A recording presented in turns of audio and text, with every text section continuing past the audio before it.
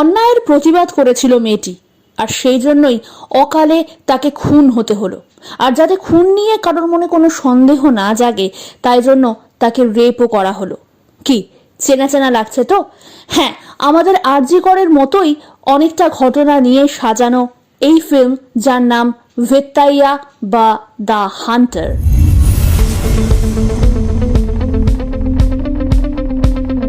গল্পের শুরুতেই আমরা দেখি একটি পুলিশ ট্রেনিং ইনস্টিটিউটে ক্লাস নিচ্ছেন জাস্টিস সত্যদেব। তিনি তাদের বোঝান যে এনকাউন্টার করাই সবসময় সঠিক সমাধান হয় না, কারণ জাস্টিস ডিলেড মানে যেমন জাস্টিস ডিনাইড, ঠিক তেমনই হুড়োহুড়ি করে দেওয়া জাস্টিসও সঠিক নাও হতে পারে।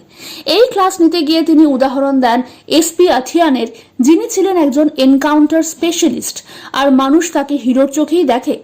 এরপর ইন্ট্রো হয় এসপি আথিয়ানের, যিনি কোনো ক্রিমিনালের ডেরায় পৌঁছে যান অনায়াসেই, আর এই কাজে তাকে সাহায্য করে ব্যাটারি নামে একজন কম্পিউটার জিনিয়াস, যে নিজেকে চোর বলে।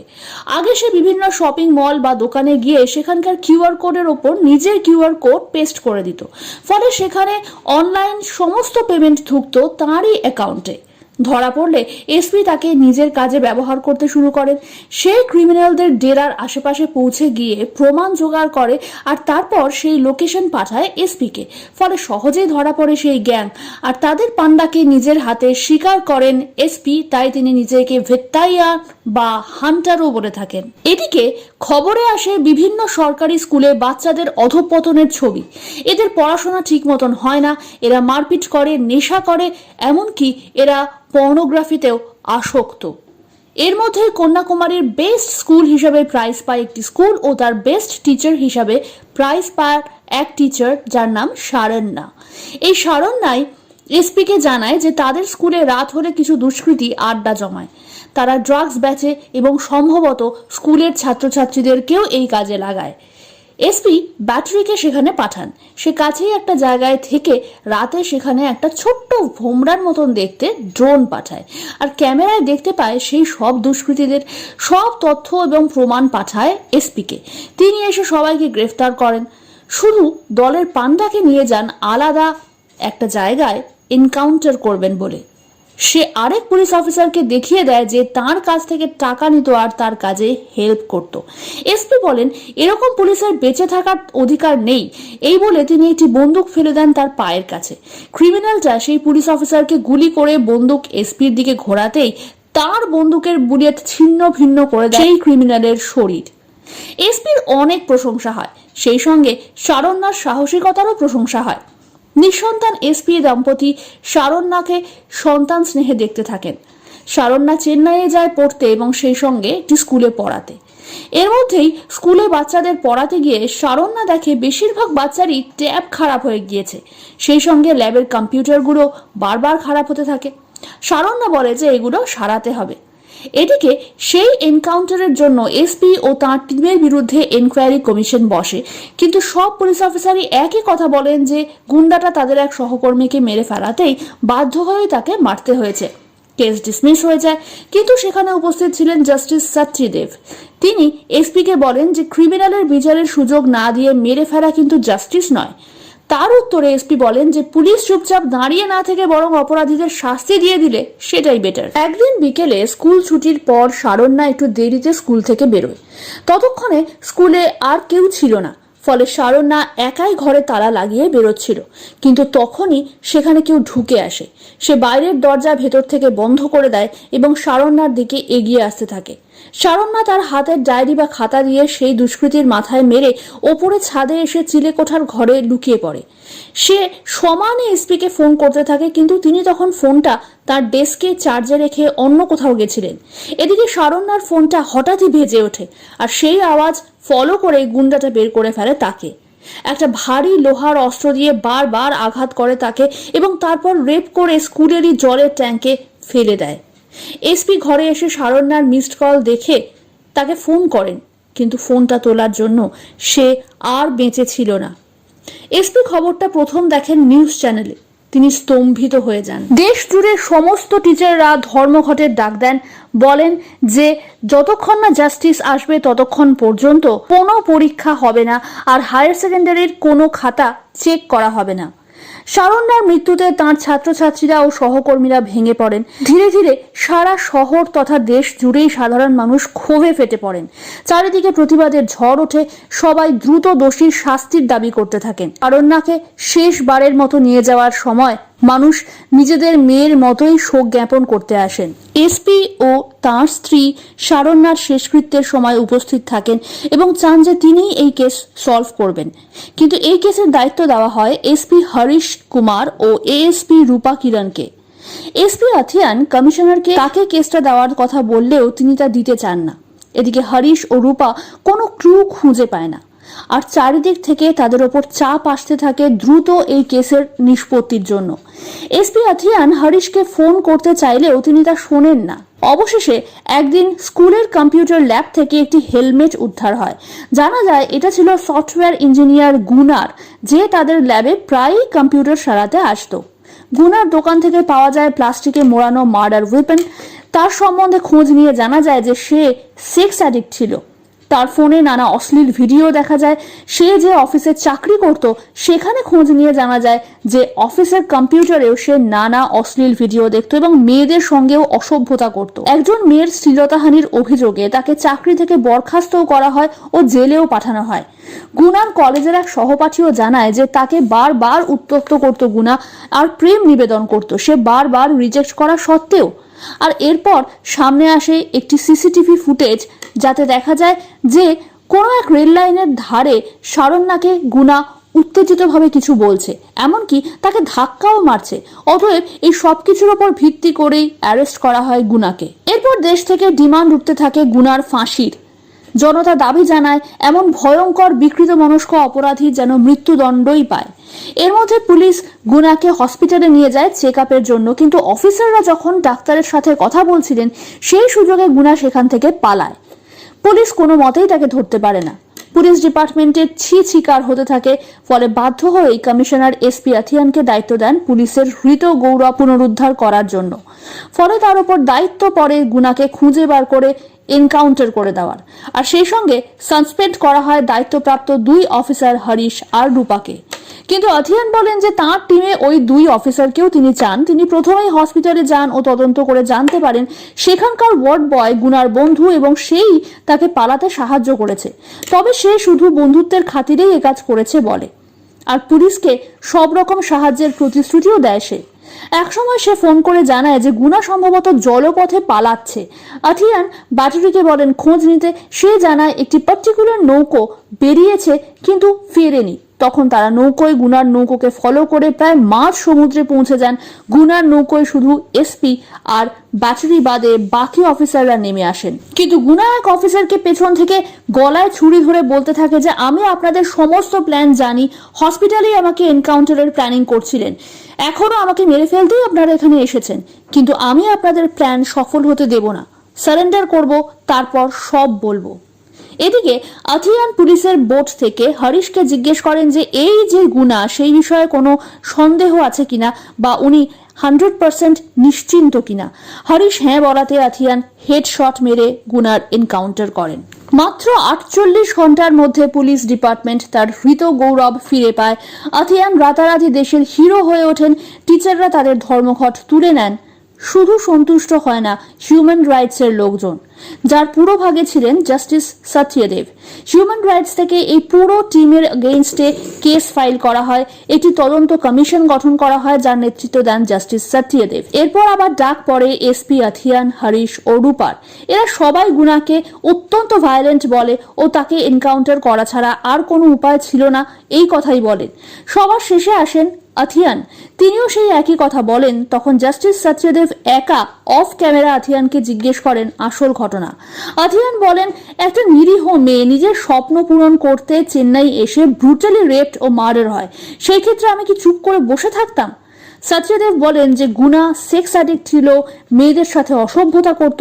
স্কুলে গিয়ে শারণ্যাকে একা পেয়ে তার সেই বিকৃতকাম চরিতার্থ করতেই সে শারণ্যাকে রেপ ও খুন করে, তাই তো? কিন্তু গুনার আরো কিছু দিক আছে। সে তার বস্তি থেকে প্রথম ইঞ্জিনিয়ার ছিল, সরকার থেকে স্কুলে দেওয়া ট্যাব ও কম্পিউটার রিপেয়ার করত, আর এই সব কোঅর্ডিনেট করার জন্য হোয়াটসঅ্যাপে একটি গ্রুপে চ্যাট করত।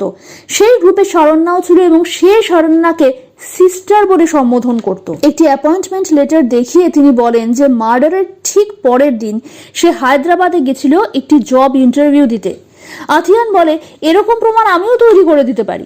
গুনা কাছে শরণ্যার মোবাইল পাওয়া গেছে, যাতে সেই ঘটনার পরে শরণ্যার তোড়পে মৃত্যুর ভিডিও তুলে রেখেছিল শয়তানটা। তার দোকান থেকে মার্ডার ওয়েপেন পাওয়া যায়। আর কি প্রমাণ হতে পারে? সত্যদেব তখন বলেন যে আপনি তদন্ত না করে অন্যদের কথায় বিশ্বাস করে 48 ঘন্টার মধ্যে এনকাউন্টার করতেই শুধুমাত্র চেন্নাই এসেছিলেন। তাই আপনার হাতে একজন নির্দোষের খুন হয়ে গেছে। Your hands are stained not with blood but with sin. Athiyan থমকে যান এবং বলেন যে আমার হাতে আজ অব্দি কোনো নির্দোষের হত্যা হয়নি। কিন্তু তিনি শান্তি পান না। রূপাকে বলে তিনি বলেন যে গুনার মার্ডারের পরদিনই ইন্টারভিউ দিতে হায়দ্রাবাদ গেছিল সেই সিসিটিভি ফুটেজ বের করতে। ফুটেজ দেখে আথিয়ান বলেন যে গুনাকে দেখতে হ্যাপি লাগছে। যদি সে কোনো সাইকোপ্যাথ না হয়ে থাকে তাহলে এত বড় একটা ক্রাইম করার পর এত নিশ্চিন্ত হয়ে থাকতে পারতো না। গুনার হায়দ্রাবাদ যাওয়ার প্রমাণও পাওয়া যায়, সে ট্রেনে নয় বাসে গেছিল। সিসিটিভি ফুটেজেও সেটা পাওয়া যায়। আর সেখান থেকেই সে শরণ্যার মৃত্যুর ঠিক 10 মিনিট আগে তাকে ফোন করে, যেই কল শুনে মার্ডারার তাকে খুঁজে পায়। এর মধ্যেই সেখানে হরিশ আসে এবং জানায় যে গুনায় যে কালপ্রিট তাতে কোনো সন্দেহ নেই। আরেকজন অফিসার জানায় যে আগেও সেক্সুয়াল হ্যারাসমেন্টের কেসে সে জেলে গেছিল এবং পরে বেড়ে ছাড়া পায়। সে যখন সেই ফাইল এসপি কে দেখায় তখন তিনি বলেন যে জানো গুনার বেল কে করিয়েছিল? শরণ্যা। এইসব ডিটেলস না ফলো করার জন্য তিনি সবাইকে বকাঝকা করেন। রূপা বলে, কিন্তু গুনা যে শরণ্যার সাথে মিসবিহেভ করেছে সে তো সিসিটিভি ফুটেজে দেখা গেছে। এসপি জিজ্ঞেস করেন সেই সিসিটিভি ফুটেজ কে দিল, কোথা থেকে এলো। খোঁজ নিয়ে জানা যায় সেই ফুটেজটা কেউ কুরিয়ার করেছিল। তার মধ্যে কোনো অ্যাড্রেস ছিল না। এসপি দীর্ঘশ্বাস ফেলে বলেন, আসল অপরাধীকে ধরার বদলে আমরা একজন নিরপরাধ লোককে মেরে ফেললাম। এটা এনকাউন্টার ছিল না, মার্ডার ছিল। এসপি আথিয়ান সেই স্কুলে গিয়ে আবার নতুন করে এনকোয়ারি শুরু করেন, কিন্তু সেরকম কিছুই পাওয়া যায় না। এদিকে গুনার মা ও বোন কোথাও চলে গিয়েছে বলে তাদের প্রতিবেশীরা জানায়। এসপির ওয়াইফ বলেন যে তাদের খুঁজে বের করতে এখন থেকে তারাই তাদের দায়িত্ব নেবেন। এদিকে জাস্টিস সত্যদেব গুনার এনকাউন্টারের ভিডিও ফুটেজ দেখেন। তিনি দেখতে পান যে গুনা সারেন্ডার করে সব বলবে বলে বলছিল। অতএব তারা প্রেসকে জানান যে এই এনকাউন্টার পুরোপুরি ফেক ছিল এবং পুলিশকে একজন নির্দোষ মানুষকে এনকাউন্টারের নাম করে মেরে ফেলার জবাবদিহি কোর্টে করতেই হবে। এসপি আথিয়ান জাস্টিস সত্যদেবের বাড়িতে এসে সেখানে গুনার মা ও বোনকে দেখে অবাক হন। সত্যদেব জানান যে মিডিয়ার জ্বালায় মানুষ শুধুমাত্র গুনারই মৃত্যু চেয়েছে তা নয়, তারা তার ফ্যামিলিকেও বাঁচার যোগ্য বলে মনে করেনি। তাই তিনি তাদেরকে এখানে এনে রেখেছেন। আথিয়ান গুনার মার কাছে ক্ষমা চান, কিন্তু তিনি বলেন যে তিনি যদি সত্যিই দুঃখিত হন তাহলে যেন তিনি গুনাকে মানুষের সামনে নির্দোষ প্রমাণ করেন। কারণ তারা যে শুধু গুনাকে মেরেছেন তাই নয়, তাকে একটা জঘন্য অপরাধে দোষীও করে রেখেছেন। আথিয়ান সত্যদেবের কাছ থেকে কিছুটা সময় ধার চেয়ে নেন যাতে তিনি আসল অপরাধীকে খুঁজে বের করতে পারেন। তিনি শরণ্যার বাড়ি থেকে স্কুল এবং সব জায়গার সিসিটিভি ফুটেজ চেয়ে পাঠান, যার একটাতে দেখা যায় এক সন্দেহজনক ব্যক্তিকে যাকে স্কুলের দিকে যেতে দেখা যাচ্ছিল। প্রথমে তার হাতে একটি প্যাকেট ছিল, কিন্তু ফেরার সময় সেটা ছিল না। পরে পেট্রোল পাম্পে গিয়ে সে নিজের মুখ লুকোনোর চেষ্টা করে। আথিয়ান বলেন যে এর ফিঙ্গারপ্রিন্ট খুনির ফিঙ্গারপ্রিন্টের সাথে মিলে যাবে। হরিশ প্রথমে আপত্তি করে, কিন্তু তার আপত্তি টেকে না। দেখা যায় এই লোকটি একজন ভাড়াটে খুনি, নাম হানু রেড্ডি। প্রমাণ জোগাড় করার জন্য রূপা আর ব্যাটারি তাকে ফলো করে। ব্যাটারি আবার তার সেই ভোমরার মতো দেখতে ড্রোন উড়িয়ে হানুর ডেরার ভেতরে দেখার চেষ্টা করে। কেউ তাকে ফোন করে সাবধান করতে চাইছিল। কে ফোন করছে সেটা ব্যাটারি দেখার চেষ্টা করে, কিন্তু তার আগেই হানুর লোকেরা তাকে ধরে ফেলে। রূপা আথিয়ানকে ফোন করে। যখন ব্যাটারিকে তারা মারতেই যাচ্ছিল তখনই সেখানে এসে পৌঁছন আথিয়ান। হানু রেড্ডি ও তার সাঙ্গপাঙ্গদের সাথে মারপিটের পর হানু ধরা পড়ে। সে জানায় কোনো এক আননোন নাম্বার থেকে তার কাছে ইন্টারনেট কল আসে, তাকে সেই টিচারকে মারার সুপারি দেওয়া হয়। সে একটি লরি নিয়ে অটোতে বসা শরণ্যাকে মারার চেষ্টা করে, কিন্তু ব্যর্থ হয়। এরপর সে শরণ্যাকে ফলো করে ও জানতে পারে যে সেদিন সে লেটে স্কুল থেকে বেরোবে। তারপর সে শরণ্যাকে রেপ ও খুন করে। তারপর ইনস্ট্রাকশন মতোই মার্ডার ওয়েপন ও শরণ্যার মোবাইল গুনার দোকানে রেখে আসে ও তার হেলমেট স্কুলে রেখে আসে। কিন্তু কেন এই কাজ তাকে করতে বলা হয়েছিল তা সে জানে না। আথিয়ান যখন জিজ্ঞেস করেন যে তার তো শুধু মার্ডার করার কথা ছিল, তাহলে সে রেপ করলো কেন, হানু জানায় যে তাকে তাই করতে বলা হয়েছিল, কারণ মার্ডার করলে পুলিশ তাকে রেপ করতে পারে। আথিয়ান বলেন যে মার্ডার করলে পুলিশ তাকে রেপ করতে পারে, কিন্তু রেপ করলে পুলিশ তাকে মার্ডার করতে পারে না। মোটিভ খোঁজে, কিন্তু রেপ হলে মোটিভ সেটাই মনে হয়। আর এর জন্য সে এক্সট্রা পয়সাও পেয়েছিল। রূপা প্রচন্ড রেগে তাকে একটা লাথি মারে। হানু রেড্ডিকে কোর্টে নিয়ে যাওয়ার পথে পুলিশের কনভয়ের সামনে একটা ব্লাস্ট হয়। সবাই যখন সেটা নিয়ে ব্যস্ত, তখনই কেউ হানু রেড্ডিকে গলা কেটে খুন করে দিয়ে চলে যায়। পুলিশ কমিশনার আথিয়ানকে কেস ক্লোজ করতে বলেন, কিন্তু তিনি এই কেসের আসল শিকড়ে পৌঁছতে চান। ফলে সিপি তাকে 1 মাসের সময় দেন এবং বলেন যে এই 1 মাসের মধ্যে কেস সলভ না হলে তিনি কেস ক্লোজ করে দিতে বাধ্য হবেন। আথিয়ান এবার গুনা আর শরণ্যার সেই ভিডিও ফুটেজ বসেন। রূপা জানায় লোকেশন যাতে ট্রেস করা না যায়, তাই জন্য ভিডিওটা কেউ ক্রপ করে পাঠিয়েছে। আথিয়ান বলেন এটা কোনো মেট্রো লাইনের কাছাকাছি তোলা। সন্ধান করতে করতে অবশেষে খোঁজ মেলে সেই জায়গার। আথিয়ান খেলা করেন যে একটি সিম্বল যেটি ছিল একটি বিশাল বড় কোম্পানির। রূপা জানায় যে এটা তো সেই কোম্পানি যেখান থেকে গুনাকে তাড়িয়ে দেওয়া হয়েছিল। আথিয়ান বলেন যে এই কোম্পানিরই সিসিটিভি ফুটেজ ছিল ওটা। সেখানকার এক্সিকিউটিভ বলেন যে তিনি এই বিষয়ে খোঁজ নিয়ে জানাবেন। এটা ছিল ন্যাট একাডেমির অফিস। আথিয়ান এই সংস্থা সম্বন্ধে আরো জানার জন্য ইউটিউবে বিভিন্ন ভিডিও পান, যেখানে দেখা যায় এই সংস্থার ডিরেক্টর নটরাজন ন্যাট একাডেমির কোচিং ক্লাস অনলাইন হওয়ার ঘোষণা করছেন। কোথাও তিনি বলছেন যে কম্পিটিটিভ এক্সামে চান্স পাওয়ার একমাত্র উপায় হলো ন্যাট একাডেমি থেকে কোচিং নেওয়া। কখনো বা দেখা যায় যে নটরাজনের সঙ্গে চেন্নাই গভর্নমেন্টের 250 বিলিয়নের চুক্তি হয়েছে। আথিয়ান শরণ্যার স্কুলের টিচারদের কাছ থেকে তার ওয়াইফকে জিজ্ঞেস করতে বলেন যে শরণ্যা এই কোচিং সেন্টারে ফোন করেছিল। টিচার জানান যে শরণ্যা এই কোচিং সেন্টারে ফোন করে বাচ্চাদের জন্য পড়ানোর ব্যবস্থা করেছিল, কিন্তু কিছুদিন পরই বাচ্চাদের দেওয়া ট্যাব খারাপ হয়ে যেতে থাকে। সেখানকার কল সেন্টারে ফোন করলে সেখান থেকে জানানো হয় নতুন ট্যাব নিতে 50,000 টাকা লাগবে। সে যখন ম্যানেজারের সাথে কথা বলতে চায়, তখন তারা সরি বলে ফোন কেটে দেয়।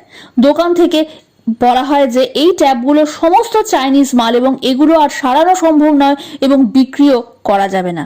রূপা আরেকজন টিচারের কাছ থেকে একটা অ্যালবাম পায়, যাতে শরণ্যা এবং কিছু টিচার ও স্টুডেন্টরা ন্যাট একাডেমির অফিসের বাইরে প্রতিবাদ করেছিল দেখা যায়। আথিয়ান গুনার মার কাছ থেকে জানতে চান যে শরণ্যা কেন ন্যাট একাডেমির বিরুদ্ধে প্রতিবাদ করেছিল। গুনার মা জানান যে গুনা আর চিত্রা দুজনেই পড়াশোনায় ভালো ছিল। গুনাকে চিত্রা অর্থাৎ তার বোন বলেছিল যে সে ডাক্তার হতে চায়। একদিন ন্যাট একাডেমি থেকে একজন লোক এসে গুনাকে বোঝায় যে চিত্রার একাডেমিক পারফরমেন্স ভালো নয়, নিটে ক্র্যাক করতে সে পারবে না, অতএব সে ডাক্তার হতেও পারবে না। তবে তাদের কোচিং সেন্টারে প্রিমিয়াম কোর্স করলে সে অবশ্যই পারবে, কারণ তাদের সাকসেস রেট ছিল 100%। এই কোর্সের ফিস ছিল 6 লাখ টাকা। যখন গুনার মা জিজ্ঞেস করেন এত টাকা তারা কোথা থেকে দেবেন, তখন সেই লোকটি বলেন যে আমরা লোন অ্যারেঞ্জ করে দেব, শুধু মাসে মাসে ইএমআই দিতে হবে। গুনার মায়ের আপত্তি সত্ত্বেও গুনা তাদের কন্ট্রাক্ট পেপারে সাইন করে দেয়। তারা ট্যাব দেয় আর তারপর সারা দিন ধরে চলতে থাকে ক্লাস। চিত্রা কিছু বোঝে, কিছু বোঝে না। এদিকে এত চাপে সে স্কুলে গিয়ে ঘুমোতে থাকে, ফলে স্কুল থেকেও বকা খায়। এদিকে বাড়িতে নিজের মতো সময় কাটাতে গেলেও মায়ের কাছে বকা খায়, কারণ গুনা এত টাকা দিচ্ছে, না পড়লে কি করে হবে। আর একদিন কোচিং ক্লাসে যখন চিত্রা বলে যে সে কিছু বুঝতে পারছে না, তখন টিচার বলেন যে ইংরেজি শেখানোর সময় তার নেই। আর তিনি এও বলেন যে ডাক্তার হয়ে না জানে সে কত লোককে মারবে। তো চাপ সহ্য করতে না পেরে চিত্রা একদিন সমুদ্রে ঝাঁপ দিয়ে আত্মহত্যা করতে যায়। শরণ্যা তখন তাকে বাঁচায় আর গুনাকে গিয়ে বলে যে এই সমস্ত কোচিং সেন্টারগুলো একেবারে ফ্রড, এরা ভুলভাল বুঝিয়ে লোন দিয়ে সাধারণ মানুষকে লুটে নেয় আর বাচ্চাদের জীবন নিয়ে খেলা করে, এদের ছাড়া যাবে না।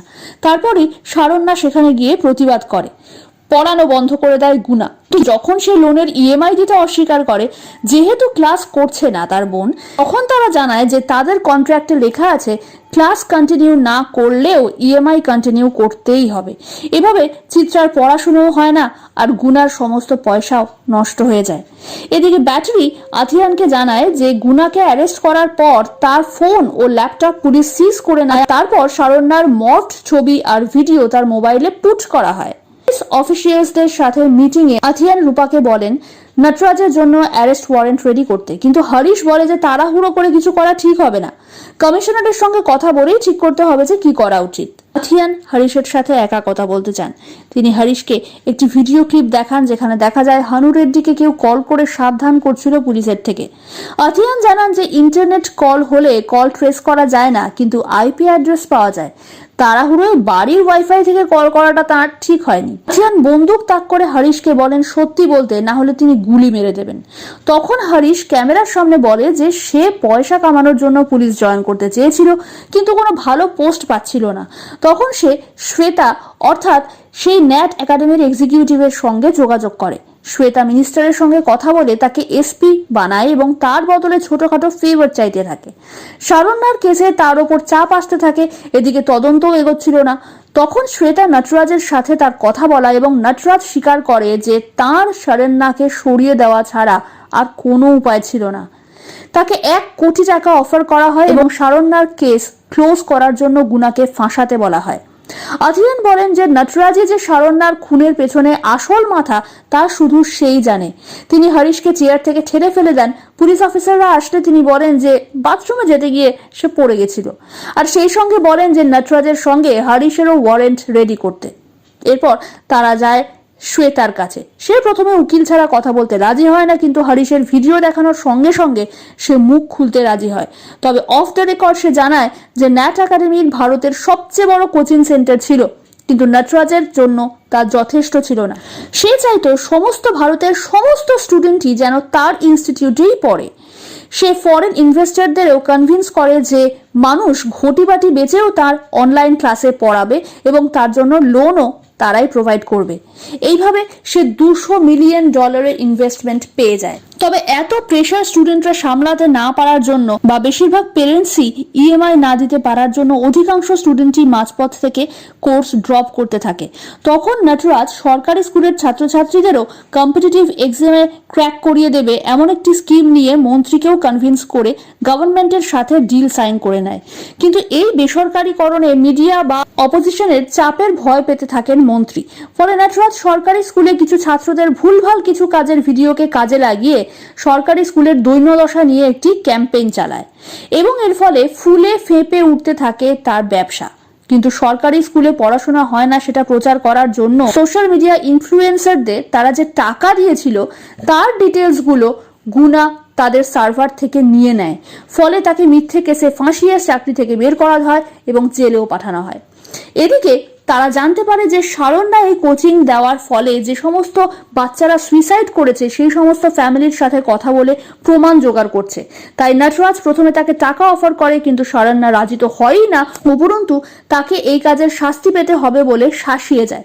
ফলে নটরাজ তাকে সরিয়ে দেওয়ার ডিসিশন নেয় এবং যাতে এই খুনের পেছনের আসল মোটিভ কখনোই সামনে না আসে তার ব্যবস্থাও করতে বলে শ্বেতাকেই। আর তাই রেপের প্ল্যান করা হয়।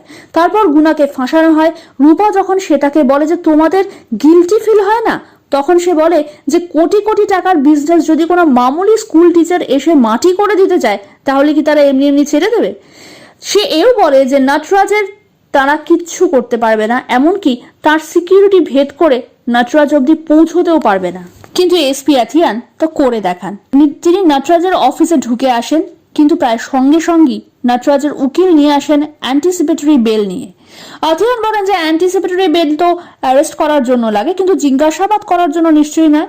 উকিল না বলাতে তিনি বলেন যে জিজ্ঞাসাবাদে বাধা দিলে নিশ্চয়ই তাকে আমি অ্যারেস্ট করতে পারি। এই বলে তিনি নটরাজকে কলার ধরে টেনে হিঁচড়ে লিফটে করে নিচে নেমে আসেন, কিন্তু সঙ্গে সঙ্গেই দেখা যায় তার ট্রান্সফার হয়ে গেছে, সুতরাং নটরাজকে ছেড়ে দিতে হয়। আথিয়ান এবার আনঅফিসিয়ালি তদন্ত শুরু করেন। তিনি ডিএসপি নাজিমাকে দায়িত্ব দেন ন্যাট একাডেমির সমস্ত ফাইন্যান্সিয়াল ডিটেলস জোগাড় করার জন্য, আর ব্যাটারিকে দিয়ে একটি বাড়ি ভাড়া করিয়ে সেখানেই নিজের অফিস বানিয়ে নেন। নাজিমা জানান যে ন্যাট একাডেমি একটা এডুটেক কোম্পানি এবং তার বিরুদ্ধে চিটফান্ডের তদন্ত কিভাবে করা যাবে। আথিয়ান বলেন যে চিটফান্ডে যেমন বেশি ইন্টারেস্ট দেওয়ার লোভ দেখিয়ে মানুষের সমস্ত টাকা লুট করা হয়, তেমনি নটরাজ প্রত্যেক বাবা মাকে ছেলে মেয়েকে ডাক্তার ইঞ্জিনিয়ার বানানোর স্বপ্ন দেখিয়ে কোটি কোটি টাকার মুনাফা লোটে। তখন ডাক্তার বা ইঞ্জিনিয়ারিং এর একেবারে লিমিটেড সিট আছে, তখন এতজনকে ডাক্তার বা ইঞ্জিনিয়ারিং এ চান্স করিয়ে দেওয়ার প্রতিশ্রুতিটাও কি চিটিং নয়? আথিয়ান বলেন যে শুধু নটরাজকে ধরাই যথেষ্ট নয়, তার স্মার্ট স্টুডেন্ট প্রজেক্টও বন্ধ করতে হবে, তবেই শারণ্যার বলিদান সার্থক হবে এবং বাচ্চা বাচ্চা ছেলেমেয়েরা বেঁচে যাবে। তদন্ত শুরু হয়। ন্যাট একাডেমির একজন এমপ্লয়ি জানায় যে সে ওখানে 1 বছর চাকরি করেছিল এবং তার মধ্যে 15 জন স্টুডেন্ট আত্মহত্যা করে, কিন্তু তারা সেটা চাপা দিতে চাইছিল, শোধরাতে নয়।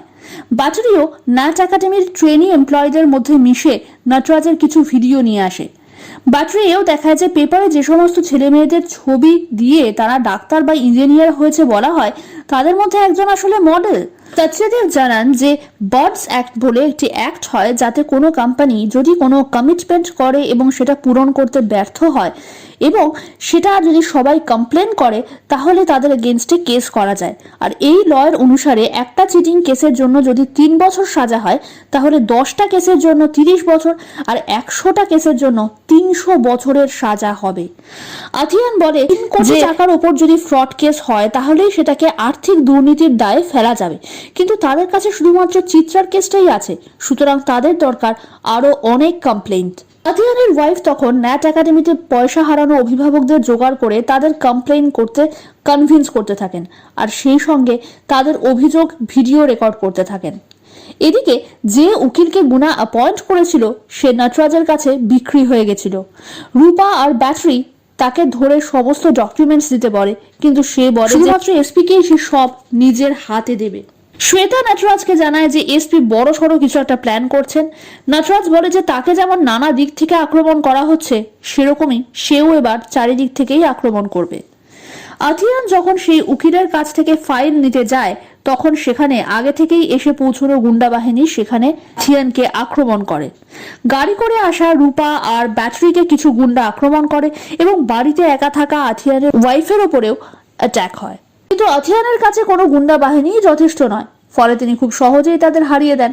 ব্যাটারি আর রূপা দুজন মিলে তাদের আক্রমণ করা গুন্ডা বাহিনীকে প্রতিহত করে, এমনকি আথিয়ানের ওয়াইফও রিভলভার দিয়ে গুলি করে তাড়িয়ে দেন তাকে আক্রমণ করতে আসা গুন্ডাদের। সেই উকিল বলে যে তার কাছ থেকে শারদনার সমস্ত ইম্পর্টেন্ট ডকুমেন্ট আগে থেকেই নিয়ে নিয়েছিল এবং গুনা সেই প্যাকেজ আথিয়ানকে পাঠিয়েও দিয়েছিল। আথিয়ান অবাক হন, কারণ তার কাছে এরকম কোনো পার্সেল তো আসেনি। প্রচুর কমপ্লেনের বেসিসে আর্থিক দুর্নীতির মামলায় এবার নটরাজকে অ্যারেস্ট করা হয় এবং যাতে সে সোমবারের আগে বেল না পায়, সেই জন্য তাকে শুক্রবার সন্ধে অ্যারেস্ট করা হয়। নটরাজ শ্বেতাকে বলেন বাইরে থেকে হিটম্যান আনাতে আথিয়ানকে মারার জন্য। সরকার পক্ষের উকিলকে প্রচুর টাকা দিয়ে কিনে নেয় শ্বেতা, তিনি কোর্টে অ্যাপিয়ার করবেন না জানিয়ে দেন। আথিয়ান চিন্তিত থাকেন, কারণ এখনো নটরাজি যে শরণ্যাকে খুন করেছে এরকম কোনো প্রমাণ তিনি পাননি, ফলে গুনাকে নির্দোষ প্রমাণ করাও যাবে না। এদিকে ব্যাটারি আর রূপা কুরিয়ার সার্ভিসের অফিসে খোঁজ নিয়ে জানতে পারেন যে শরণ্যা আথিয়ানকে পার্সেল তো পাঠিয়েছিল, কিন্তু সেটা রিটার্ন এসেছে, তার উপরে ইলেকট্রনিক্স লেখা ছিল এবং সেটা তাদের গোডাউন থেকে কালেক্ট করতে হবে। কিন্তু দেখা যায় এরকম হার্ড ডিস্ক প্রচুর রয়েছে, তাই ব্যাটারি সব হার্ড ডিস্কই তুলে নিয়ে আসে আর অজস্র হার্ড ডিস্ক থেকে একটা একটা করে খুঁজতে থাকে শরণ্যার পাঠানো এভিডেন্স, কিন্তু কোনোটাতেই সেটা পাওয়া যায় না। তারপর প্রচুর পরিশ্রমের পর ব্যাটারি ফাইনালি খুঁজে বের করে শরণ্যার বানানো ভিডিও, যেখানে সে নিজে বলছে যে ন্যাট একাডেমির বিরুদ্ধে সমস্ত প্রমাণ সে এই হার্ড ডিস্কে পাঠিয়েছে। সবাই খুব খুশি ছিল। আথিয়ান ব্যাটারিকে বলেন যে এই আউটস্ট্যান্ডিং কাজের জন্য তুই কি চাস বল। তখন ব্যাটারি শুধু তাকে একবার জড়িয়ে ধরতে চায়, কিন্তু সে উঠে দাঁড়াতেই একটা বুলেট এসে বিঁধে যায় তার শরীরে। আথিয়ান রূপার হাতে বন্দুক দিয়ে জড়িয়ে ধরেন ব্যাটারিকে, কিন্তু ব্যাটারি মারা যায়। এদিকে রূপা জানলা খুলে এক স্নাইপার শুটারকে দেখতে পায় ও তাকে মেরে ফেলে। ব্যাটারি বা প্যাট্রিকের ডেথ সার্টিফিকেটে আথিয়ান তার বাবা হিসাবে সই করেন। আর তখনই ফোন আসে নটরাজের। সে আথিয়ানকে চ্যালেঞ্জ করে বলে আইন তার কিচ্ছু করতে পারবে না। আথিয়ান তখন তার ভাইপোকে শরণ্যার ভিডিওগুলো পাঠান এবং বলেন যে সোশ্যাল মিডিয়ায় কোনো আননোন অ্যাকাউন্ট থেকে সেগুলো পাবলিশ করে দিতে, শুধু যেন বোঝা না যায় যে সেগুলো কোন দেশ থেকে পাবলিশ করা হয়েছে। এই ভিডিও ভাইরাল হয়ে যায়, যেখানে শরণ্যা ন্যাট একাডেমি এবং নটরাজের সমস্ত কীর্তি ফাঁস করে দিয়েছিল প্রমাণ সমেত। এমনকি সে সেই ভিডিওতে এই কথাও বলে যে তাকে ট্রাকের ধাক্কায় মারার চেষ্টা করা হয়েছিল এবং গুনা যে তাকে নটরাজের কীর্তি ফাঁস করতে সাহায্য করেছিল তাও বলা ছিল এই ভিডিওতে। আথিয়ান প্রেসকে পরিষ্কারভাবে জানান যে শরণ্যাকে ঘুষ দেওয়ার চেষ্টা করে ব্যর্থ হয়ে নটরাজই তাকে খুন করিয়েছিল এবং এসপি হরিশ নটরাজের কাছ থেকে টাকা খেয়ে গুনাকে খুনি প্রমাণিত করেছিল। গুনা সম্পূর্ণ নির্দোষ ছিল, তারা তাড়াহুড়োয় তাকে এনকাউন্টার করেছিলেন এবং সেটা ভুল ছিল। হরিশ ও শ্বেতাকেও গ্রেপ্তার করা হয়। সরকারের তরফ থেকে ন্যাট একাডেমির সমস্ত কিছু বাজেয়াপ্ত করা হয় এবং সরকারের সাথে কন্ট্রাক্টও ক্যান্সেল করা হয়। নটরাজকে কোর্টে নিয়ে যাওয়ার সময় পাবলিক তাকে গুলি করা বা ফাঁসি দেওয়ার দাবি জানাতে থাকে, আর প্রেসও তাদের গাড়ির সাথে একেবারে লেগে থাকে। রূপা পুলিশকে বলে মিডিয়াকে সরাতে, বেশিরভাগ পুলিশ সেদিকেই ব্যস্ত হয়ে পড়ে। এদিকে নটরাজ সুযোগ বুঝে সেই ভ্যান থেকে পালায় আর রূপাকেও বেঁধে নিয়ে চলে। ফলে কোর্টে খালি গাড়ি এসে উপস্থিত হয় এবং কোর্টে সরকারি উকিলও এসে পৌঁছয় না। আথিয়ান বেল গ্রান্ট করতে বারণ করেন, না হলে সে বিদেশে পালিয়ে যেতে পারে। কোর্ট থেকে নটরাজের পাসপোর্ট বাজেয়াপ্ত করা হয়। নটরাজ হেলিকপ্টারে করে মাঝ সমুদ্র থেকে জাহাজ ধরে বিদেশে পালাবার প্ল্যানে ছিল, কিন্তু তখনই সেখানে আথিয়ান এসে পড়েন। তার সাঙ্গপাঙ্গদের মেরে শেষে নটরাজের দিকে বন্দুক তাক করেও তার এনকাউন্টার না করে অ্যারেস্ট করেন। এর 6 মাস পর নটরাজকে দোষী সাব্যস্ত করে তাকে যাবজ্জীবন কারাদণ্ড দেওয়া হয় ও তার সমস্ত সম্পত্তি বাজেয়াপ্ত করা হয়।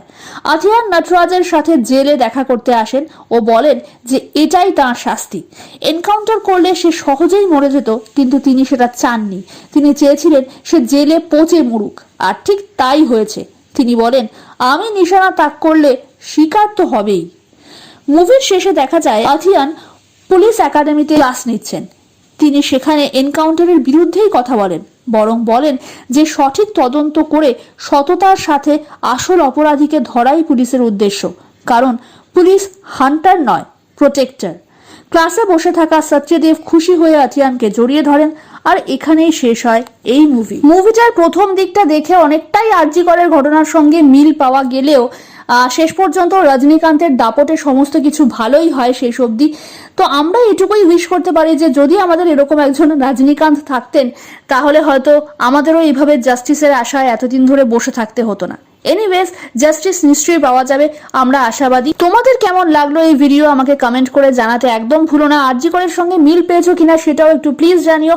যদি ভালো লেগে থাকে তাহলে একটা লাইক করে দিও, একটু বেশি বেশি করে শেয়ার করে দিও, যাতে একটুখানি উৎসাহ পাই। আমি অনেক দিন পরে ভিডিও বানালাম। And please don't forget to subscribe my channel for more videos like this. আমি খুব শিগগিরই আসছি আরো এরকম অনেক ভিডিও নিয়ে। পরের ভিডিওতে দেখা হচ্ছে, ততক্ষণ পর্যন্ত টাটা, বাই।